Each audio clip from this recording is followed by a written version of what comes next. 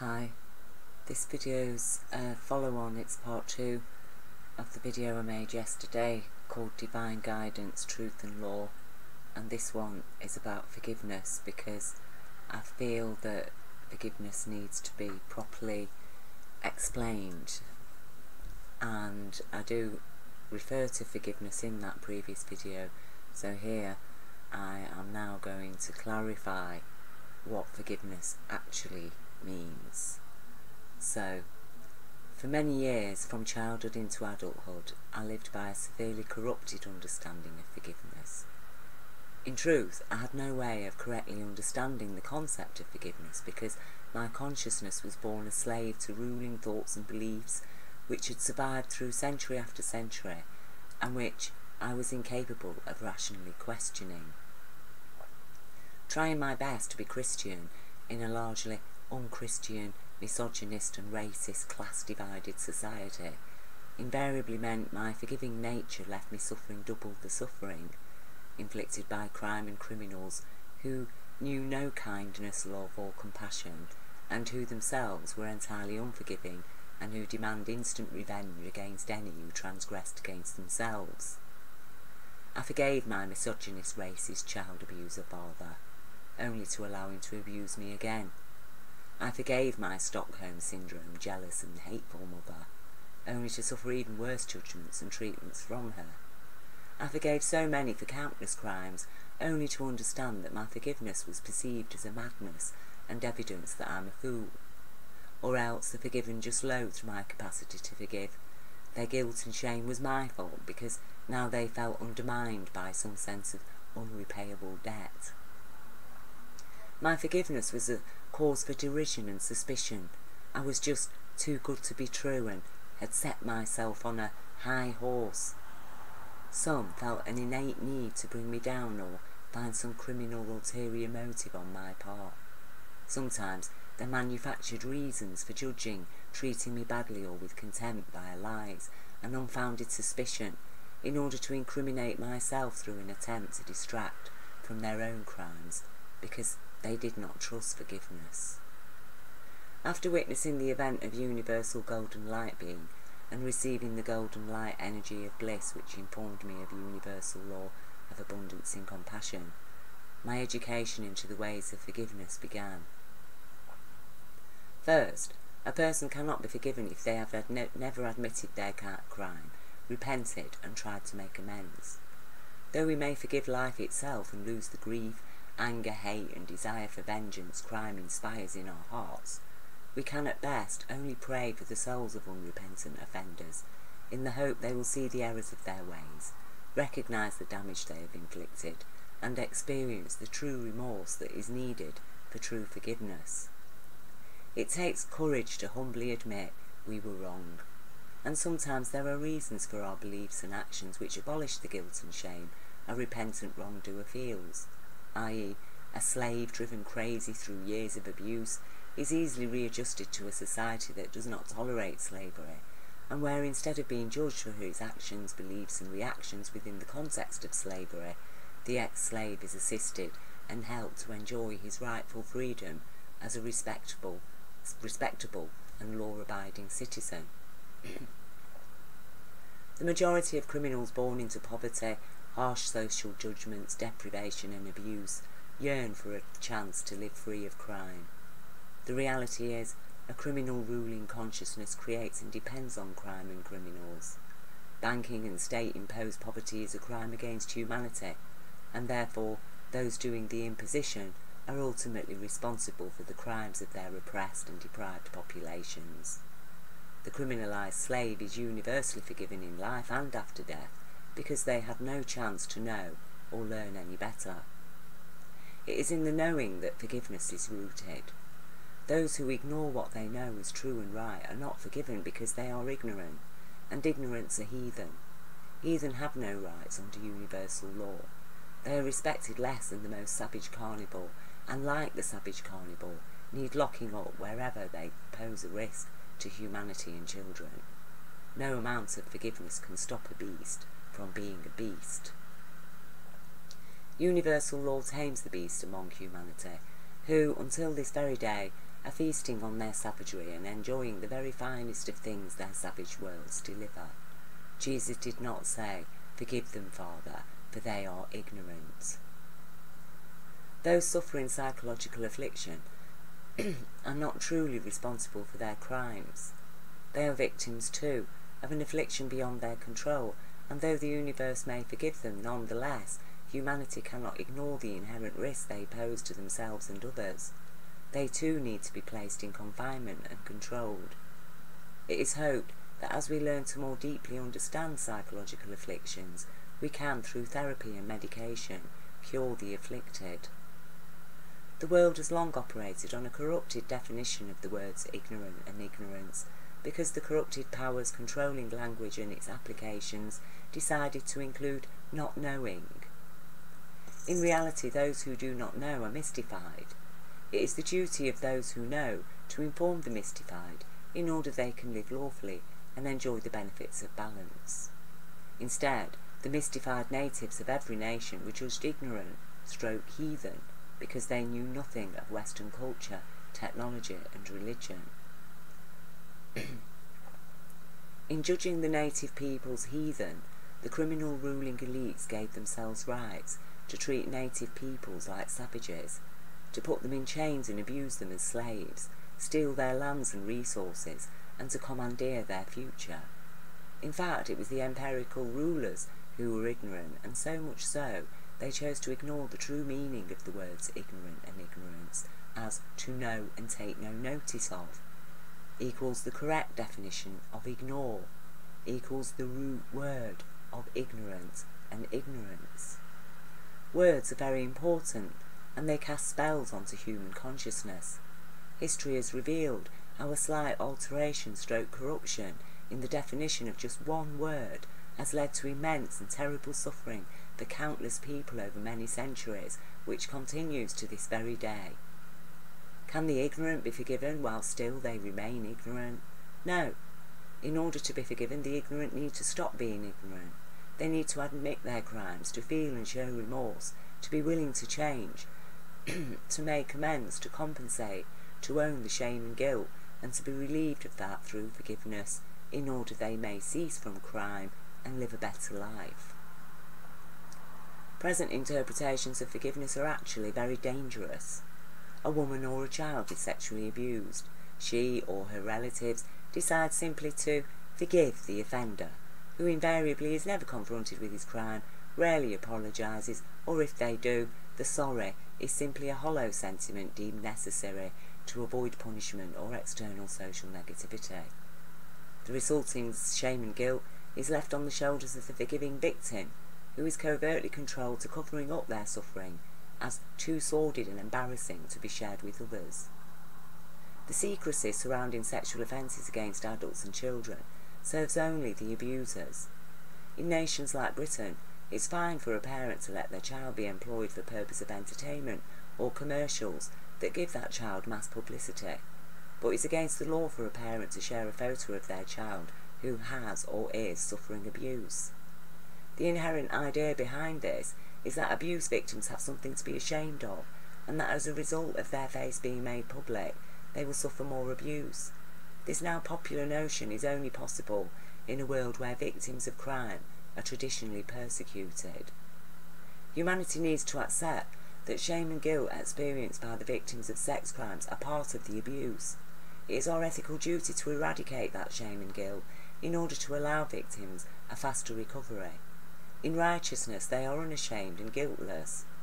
Often, the victims are in need of forgiveness for their actions in response to the abuse, i.e., a person afflicted with PTSD might express anger, rage or suspicion against innocent parties.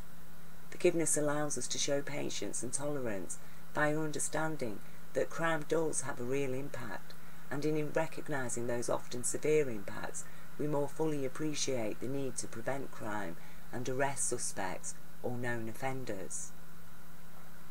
The reality is, in persuading a victim of abuse that they need secrecy because the crimes they suffered are private, victims are denied the empathy and support of all the people who by majority do not judge the victim and who will go out of their way to offer support. and therein lies the crux of why secrecy surrounds sexual abuse. Criminal powers in no way wish to arouse mass public empathy for victims of crime, and most particularly sexual abuse. A psychopathic stroke non-empathic elite relies heavily on all forms of abuse to dumb down and incriminate their captive populations. They continually strive to smother human emotions on a multitude of issues. It is only when they need support for criminal wars, judgments or divisions human emotion is encouraged and actively invited, i.e.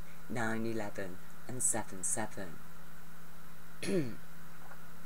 Crimes cannot be ignored, and ignored criminals pose a continuing risk to others. If a person will steal of his own family, rape his own daughter, sexually abuse his own sister, what is he capable of doing to strangers? The point is that our forgiveness cannot mean leaving others at risk. A society needs to know who is a rapist, a child abuser, a thief or a liar. None of these can be forgiven without open admittance of their crimes, without remorse or repentance, and those who think they have forgiven them for their crimes against themselves, have in truth shown nothing but ignorance, and they will bear the burdens of true shame and guilt for any future crimes that those they have forgiven commit against others. Imagine introducing a rapist family member to a circle of friends, and thereby putting them and all their associates at known risk by a criminal they have accepted as trusted, on strength of the trust they've placed in the person who introduced that criminal to them as beloved brother. Often, victims and other family members will strive to protect a criminal in their midst for fear of cruel and sadistic punishments the offender will experience. Cruel and sadistic punishments ultimately serve only to protect abusers. The majority of victims need apology, remorse, compensation and support. The majority do not wish to see the abuser suffer harsh punishments. Most often, they simply need assurance that the offender is no longer free to harm others. Cruel and harsh punishments are food for sadists who to all outward purposes live lawful lives, but who yearn to justifiably hurt and maim others. These are the persecutors who like to attack certain individuals or groups as criminals, i.e. witch hunters, the homophobic, anti-Islamics, anti-Jew, etc. Usually their collective persecution is a cover or distraction from their own crimes, while simultaneously affording themselves rights to perform acts of sadism, i.e. ISIS members chopping off the heads of Iraqi youth who watch football. A sadist, a paedophile, a murderer or rapist cannot be forgiven until we are assured they are cured of their savage instincts. It is vital that savage psychologists are incarcerated. The same is true for thieves. A thief driven to theft in order to obtain things vital for his or her life that their poverty is denied is very different to a thief who steals for pleasure or greed. That kind of thief is every bit as dangerous as the rapist or murderer. Mass banking crimes have killed how many? How many are driven to suicide and despair? How many children have suffered? Why have the bankers been forgiven and rewarded for their crimes, while their victims remain judged and oppressed, forced into crime via poverty and depression? The why is because humanity has not understood why we forgive, nor how to forgive. Jesus said, forgive them 70 times 70, and that is only for those who are trying to do better, who do believe in law. It is not for the savage heathen. Jesus did not arrive to forgive ignorant savages who do not believe in universal law, nor universal intelligence, who think with their eyes, sex and belly. Usurers, sex offenders and child abusers are savages who need to be tamed to a point where they are fully aware of what they've done and feel genuine remorse through suffering genuine shame and guilt. Savages can only truly be forgiven when they are no longer a savage and can be trusted to live lawfully and with respect. While savage psychologies are an inevitable feature of a lawless societies, when savage psychologies appear in genuinely lawful societies, we understand those individuals are psychologically afflicted. Regarding the afflicted, Jesus informed us they will always be among us, and he advised us to be vigilant. Present Christian societies have thus far largely failed to be vigilant, and therefore have failed to suffer the needs of children to be protected, respected, and adequately cared for. Suffer the little children to come unto me, as stated by Jesus, does not mean children must suffer. It means we adults must suffer on their behalf and for their sake. We suffer their antics, petty crimes, questions, uninformed judgments, irrational fears, jealousies and needs. We gladly suffer on their behalf because we love them, and we need to raise our children into loving, law-abiding, respectful adults so they can enjoy a happy life and then care for us in our old age. Forgiveness cannot stop a child from getting her fingers burnt when she places them into a fire. We need to understand where the fires burn and place guards around them. It is not lack of forgiveness that requires this, but knowing about reality and taking steps to ensure that more victims are not created. Quantum energy operates on a system of possibility, and every thought powered by the light of quantum energy has a possibility to become first a probability and then a reality. Universal law operates to limit possibility and probability for criminal thoughts and their associated desires to find freedom through actualization. Forgiveness operates to permit positive change via acceptance of lawful thoughts and associated intentions founded on rational compassion and/or empathy. Forgiveness cannot deny the truth. It cannot eradicate the damage suffered by victims of crime. Forgiveness can only provide a space for positive change within higher consciousness, which is most kind, most merciful, and which takes everything and everyone into account. The unrepentant criminal/savage is doomed to the void. They have only this one life if they refuse to accept the law and their rights to live humanely, if they insist on remaining ignorant. As stated in part 1 of this video, it is not a punishment to be banished to the eternal void. It is merely the reality of what happens to those spirits of thought that form a human persona. After death of the physical body, those spirits cannot escape the truth that gave them life, and they cannot return again to life, because in reality they never truly lived. It is no fault of the universe when a human persona has disconnected itself from the guidance of their own soul light and the universal law that guides it. Lucifer is a liar, and all who serve that false concept of man are lost to his fiction. A fiction cannot be forgiven. Humanity needs to learn how to forgive one another for the petty crimes and slights we experience in day-to-day life. Is the offender suffering in some way? Are they ill, impoverished, or in grief? Do they need help? Forgiveness is a natural feature of life which allows for tolerance, patience, and learning. And still, we are not expected to be patient and tolerant of lawless savages. Patience and tolerance are for children, the elderly, infirm, victims and the sick. Patience and tolerance are for the variety of problems we might experience within a dynamic universe and the natural processes required to maintain a living planet. Forgiveness is a beautiful concept when it is correctly applied, and it is a deadly threat when it is misunderstood and dished out to offenders, regardless of who else is left at risk. Forgiveness cannot achieve any success unless the whole of human society is committed to operating within that context, and which in turn can deliver no effective remedy without adherence to universal law of abundance and compassion.